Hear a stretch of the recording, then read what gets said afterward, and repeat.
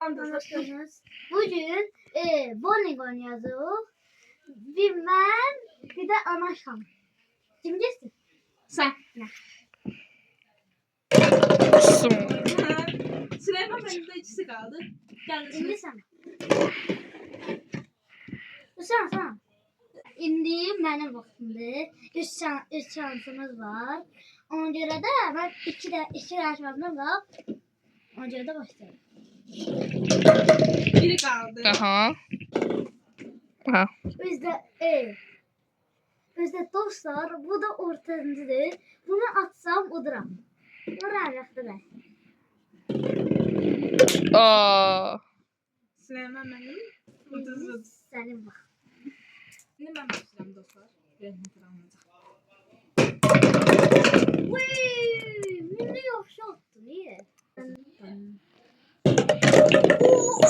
Oo. İkinci şansda. Biz her zaman üçümüz dostuk. Muazzam Hanım, Süleyman Bey. Bir de anahtar. Süleyman benimle tezim var. Aha, iki de.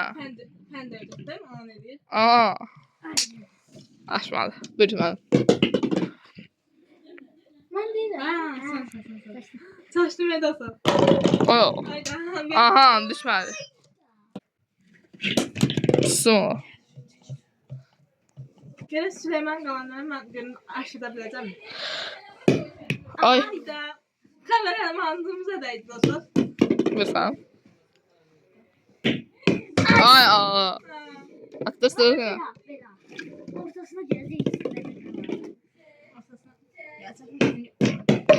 Biri açıktı. Top getdi. İndi mənim vaxtımda çünki o üç şansı, maşın üç şansı qurtardı. Aferin. Dostluq birliyi ilə Kazandım. qazandıq. Sağ olun dostlar, gelen videolarda görüşmek üzere. Part 2'ye.